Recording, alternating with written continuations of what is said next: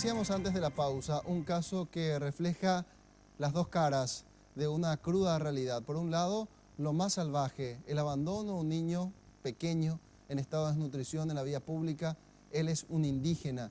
Y por el otro lado, la solidaridad, la ternura que emana de lo más profundo del ser humano, y en este caso tiene como protagonista a una mujer que al encontrar en esta situación a este bebé indígena, incluso decidió amamantarlo.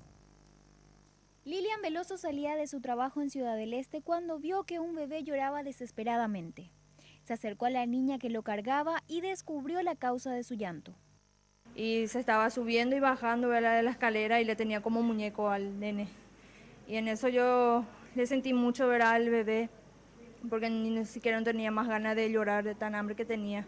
Entonces yo le dije a la chica que por favor me esperara, ¿verdad?, en el sillón que tenemos allá en el pasillo para que yo le dé de mamar, ¿verdad? Entonces la nena me hizo caso y me esperó, ¿verdad? Yo estaba a punto ya de salir, a las 3 de mi horario de salida por maternidad, y salí y le di de mamar, y como si fuera que nunca tomó leche el bebé. El niño ahora se encuentra en el Hospital Regional de Ciudad del Este, donde constataron que está con un cuadro de desnutrición de 3er grado.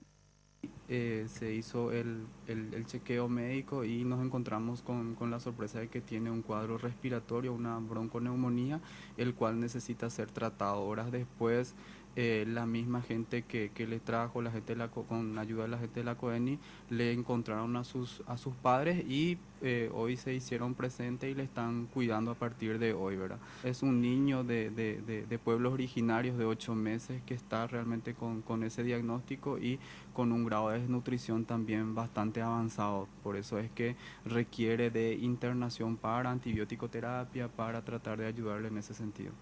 Este lunes las autoridades de la CODENI encontraron a los padres del niño, quienes ya lo están cuidando. El hecho ya fue comunicado al Ministerio Público y a la Secretaría de Asuntos Indígenas de la Gobernación.